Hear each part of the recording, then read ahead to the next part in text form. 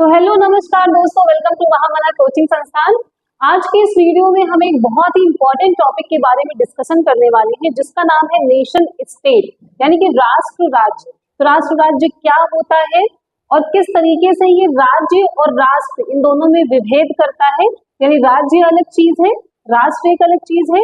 इन दोनों संस्थाओं को जब हम जोड़ते हैं तो क्या बनता है? राष्ट्र राज्य। ठीक है, तो राष्ट्र राज्य बनता है। आइए इसको देखते हैं कि नेशन स्टेट होता क्या है। या आपको क्लास 10th में हिस्ट्री चैप्टर 1 में फ्रेडरिक सोरियो की पेंटिंग के जब डिस्क्राइब किया गया है, उसके बाद ये मिलेगा नेशन स्टेट का कॉन्सेप्ट। ठीक है, तो नेशन स्टेट को समझने के लिए हमें एक बार स्टेट को समझना होगा और एक बार नेशन को समझना होगा। ठीक है, स्टेट क्या है? देखिए, स्टेट का मतलब ये होता है कि एक ऐसी जगह, स्टेट का मतलब पहले समझिए स्टेट क्या होता है। स्टेट का मतलब है लैंड होना चाहिए, पॉपुलेशन होनी चाहिए, एक गवर्नमेंट होनी चाहिए और साथ ही साथ सॉवरेनिटी होनी चाहिए, तो स्टेट बन जाएगा। मतलब है कि अगर कोई रहने की जगह है, जनसंख्या है, सरकार है और संप्रभुता है। संप्रभुता मीन्स हाईएस्ट पावर। ठीक है, यहां तक चीज आपको बिल्कुल क्लियर हो गई ना? तो यहां तक क्या है कि ये स्टेट का कॉन्सेप्ट कहता है कि हमारे पास रहने की जगह है, पॉपुलेशन है, गवर्नमेंट और सॉवरेनिटी है, तो वो क्या है? स्टेट है। लेकिन अब हम चलिए ये जान लेते हैं कि नेशन क्या होता है और नेशन और कंट्री में डिफरेंस क्या है। तो नेशन कहता है कि जब सिटीजन में पैट्रियोटिक फीलिंग होगी, लव की फीलिंग होगी, डिवोशन की फीलिंग होगी और कॉमन आइडेंटिटी शेयरिंग होगी, तो उसे हम क्या बोलेंगे? नेशन बोलेंगे।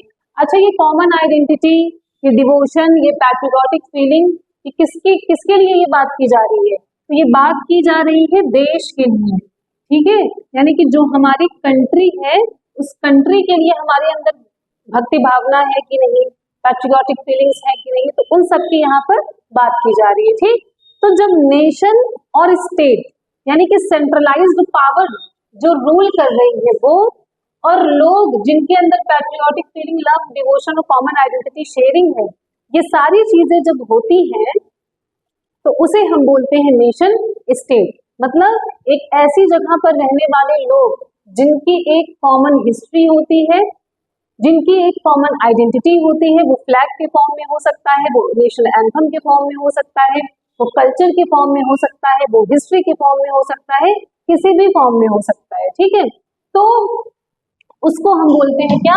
नेशन स्टेट, है ना। यानी एक जगह पर रहने वाले लोग जिनके अंदर अपने देश के लिए भक्ति भावना होती है और तो और उस जगह पर कोई पावर होती है जो उन पर रूल करती है। रूल करने का यहाँ पर मतलब हम मोनार्की, ऑटोक्रेसी या किसी अनदर फॉर्म ऑफ गवर्नमेंट से नहीं है।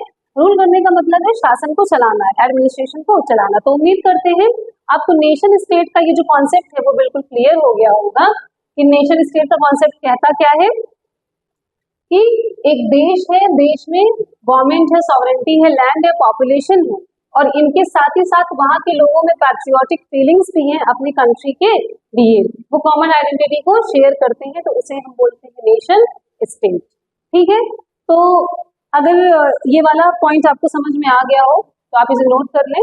हम अगले पॉइंट की तरफ, अगले टॉपिक की तरफ चलते हैं। ठीक है, इसको आप नोट कर लीजिएगा। नेशन स्टेट का ये कॉन्सेप्ट है जो बहुत ही इंपॉर्टेंट है, revolution and the idea of the nation. Class 10th वाली ध्यान से समझने बच्चे कि ये जो सारे पॉइंट्स लिखे हुए हैं, ये सारे पॉइंट्स आप वीडियो को पॉज करके नोट कर लीजिएगा और मैं 1 बाय 1 एक्सप्लेन करने जा रही हूँ।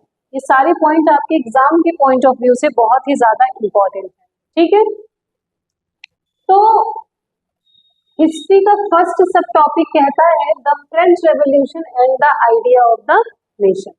ठीक है, तो आइडिया ऑफ द नेशन क्या है और आइडिया ऑफ द नेशन का जो कनेक्शन है वो फ्रेंच रेवोल्यूशन से कैसे, किसी और रेवोल्यूशन से क्यों नहीं है।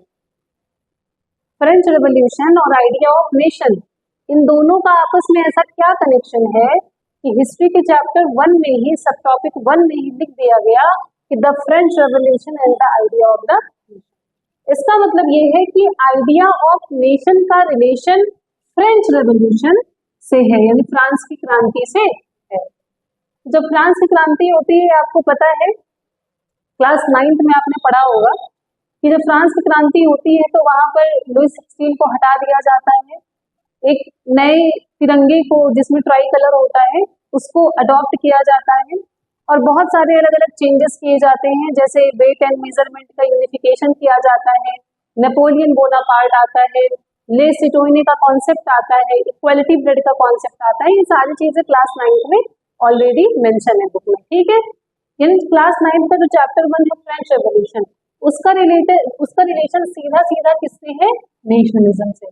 इसलिए यहाँ पर लिखा हुआ है, देखिए, the first clear expression of nationalism came with the French revolution 1789, यानी कि सबसे पहला नेशनलिज्म के कॉन्सेप्ट का उद्गम अगर कहीं से हुआ है तो वो हुआ है सिर्फ और सिर्फ फ्रेंच रेवोल्यूशन 1789 से, ठीक है।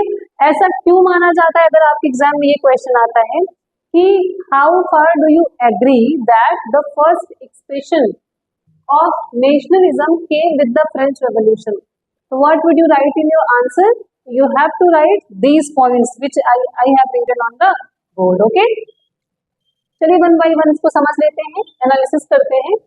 तो देखते हैं कि फ्रेंच रेवोल्यूशन से नेशनलिज्म का कॉन्सेप्ट आया तो, लेकिन कैसे कह सकते हो और क्यों कह सकते हो आप कि ये नेशनलिज्म का कॉन्सेप्ट आया है। तो आइए देखते हैं, यहाँ पर कुल 9 पॉइंट लिखे हुए हैं, और भी पॉइंट्स है इसमें 10-12, बहुत सारे पॉइंट्स हम बना सकते हैं, ठीक है। सबसे पहला पॉइंट पढ़ते हैं, ला पैट्री। ला पैट्री this is a French word, इसका मीनिंग होता है फादरलैंड। क्या मीनिंग होता है, फादरलैंड, जिसका मतलब होता है पितृभूमि। तो फ्रांस के लोगों को अपने कंट्री से, यानी अपने कंट्री की जो जमीन थी उससे एक लगाव हो गया था, एक अफेक्शन हो गया था, जो उनकी कंट्री की टेरिटरी थी, ठीक। तो वो क्या उसको बोलते थे, फादरलैंड। जैसे अगर नेशनलिज्म का कॉन्सेप्ट ना होता उनमें, तो उन्हें क्या जरूरत थी अपने देश की भूमि को फादरलैंड बोलने की, वो जिस जगह पे रह रहे हैं वही उनके लिए सब कुछ है। लेकिन नहीं, नेशनलिज्म का मतलब क्या है कि आप जहां रह रहे हैं वो तो ठीक है, लेकिन आप जिस देश में रह रहे हैं उस देश के प्रति भी आपके अंदर भक्ति भावना होनी चाहिए, ठीक है। उसके बाद है ले सिटोइनी। सिटोइनी मीन्स होता है क्या, सिटीजन। ले सिटोइनी ये कॉन्सेप्ट आता है जब आपको याद होगा द रेन ऑफ टेरर रॉबर्सपियरे आता है, तो वो बोलता है क्या कि अब हम लोग मैडम सर नहीं बोलेंगे, अब सिटोइनी और सिटोइनी बोला जाएगा, है ना। तो ये इसका मतलब है सिटीजन यानी नागरिक, यानी हर कोई, चाहे अमीर हो, गरीब हो, छोटा हो, बड़ा हो, कैसा भी हो, वो क्या है, सिटीजन है। उसके बाद है a French flag try colour. तो एक फ्रेंच फ्लैग अडॉप्ट किया गया जिसमें ब्लू, व्हाइट और रेड कलर था। ये क्या शो करता है, ये उनके नेशनलिज्म की फीलिंग को शो करता है। जैसे हमारे भारत देश में आप देखेंगे तो हमारा तिरंगा है, भारत माता है जिन्हें हम राष्ट्र के प्रतीक के रूप में देखते हैं, हमारा नेशनल फ्लावर है, नेशनल एनिमल है, नेशनल जो सिंबल है हमारा अशोक स्तंभ, ये सारी चीजें क्या है, ये हमारे नेशनलिज्म को शो करती हैं। हमारी कॉमन आइडेंटिटी है, मतलब वो चाहे हिंदू हो, मुस्लिम हो, सिख हो, ईसाई हो, कोई भी हो, लेकिन अगर वो भारतीय है तो उसका झंडा कौन होगा, तिरंगा, जो हमारे देश में है। तो this is called common identity. तो जब कॉमन आइडेंटिटी कहीं पर आती है तो वहां पर नेशनलिज्म की फीलिंग इमर्ज होती है, ठीक है।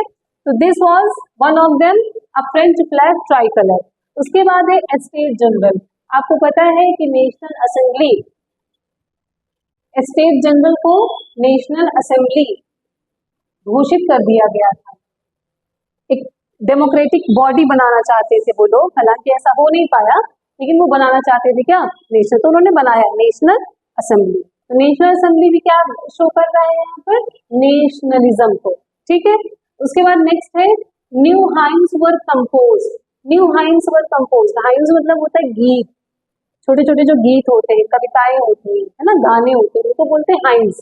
तो नए नए गानों को लिखा जा रहा था, जैसे हमारे यहाँ है वंदे मातरम है, ए वतन, मतलब देश के ऊपर बहुत सारे गाने हैं, तो छोटे छोटे जो गाने होते हैं जब वो कहीं चलते हैं तो हमें भी अंदर से आता है ना कि हमारे भारत देश के लिए ये गाना चल रहा है, हमारे वतन के लिए चल रहा है ना, तो वो नेशनलिज्म की फीलिंग आती है। तभी तो 15 अगस्त 26 जनवरी इन सब में देशभक्ति वाले गाने चलते हैं, है ना, तो वो देशभक्ति की भावना यहाँ से जागृत होती है। उसके बाद है मार्टायर्स कमेमोरेटेड। मार्टायर्स मीन्स होता है जो शहीद होते हैं, तो शहीदों को क्या किया जाता था, याद किया जाता था। जो शहीद हुए हैं उनकी जरा याद करो कुर्बानी। तो उसको याद करने से क्या होता है, हमें ये पता चलता है कि हमारी एक कॉमन हिस्ट्री रही है और हमारी जो हिस्ट्री रही है वो बहुत ही ग्लोरियस रही है, हमें उसको इग्नोर नहीं करना चाहिए। जैसे आज के टाइम पे हम देखें भगत सिंह, राजगुरु, बाल गंगाधर तिलक जी, महात्मा गांधी, ऐसे जो सुभाष चंद्र बोस, चंद्रशेखर आजाद, इन सभी का जब नाम आता है तो दिमाग में क्या आता है कि नहीं, इन सभी लोगों ने हमारे देश के लिए बहुत सारे सेक्रीफाइस किया था, बहुत सारे लोगों ने बलिदान दिया था, त्याग किया था। तो शहीदों को याद किया जाता था और उससे उनमें नेशनलिज्म की फीलिंग आती थी। नेक्स्ट है uniform system of weight and measurement. हर चीज का जो कनेक्शन है वो नेशनलिज्म से है इन सारे टॉपिक्स में। मतलब आप किसी भी टॉपिक को उठा लीजिए, सबका कनेक्शन है नेशनलिज्म। नेशनलिज्म क्या है, एकता है, लोगों में यूनिटी की फीलिंग है, पैट्रियोटिज्म की फीलिंग है, ठीक है।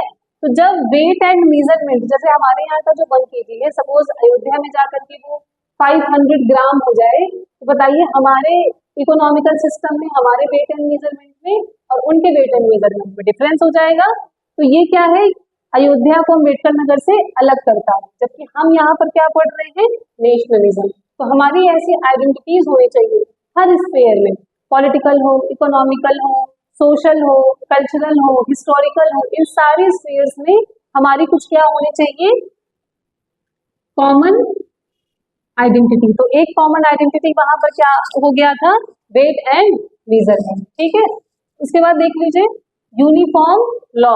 लॉ को क्या कर दिया गया था, यूनिफाइड कर दिया गया था। मतलब जो लॉ बनाया जाएगा वो सबके लिए होगा। जैसे अभी हमारे यहाँ पे क्या है, आईपीसी, तो आईपीसी है इंडियन पैनल कोड, तो वो पूरे इंडिया में लागू होता है। ऐसा नहीं है कि वो अयोध्या में हो रहा है, अम्बेडकर नगर में हो रहा है, आजमगढ़ में नहीं हो रहा है, ऐसा नहीं है, ठीक है, या किसी हिस्से में नहीं हो रहा है।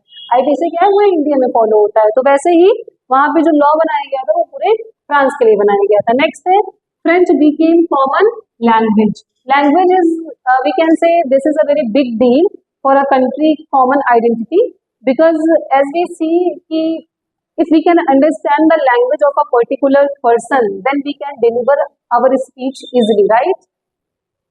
अभी आप बोलेंगे कि तो इंडिया में भी तो लैंग्वेज की बहुत सारी डाइवर्सिटी है, या but here we can see that India has its own language.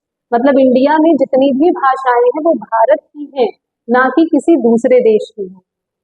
आपको समझ में आ रहा है कि इंडिया में जो बोली जाने वाली भाषाएं हैं वो इंडिया की ही भाषाएं हैं, इंडिया में फ्रेंच नहीं बोला जा रहा है, ठीक है।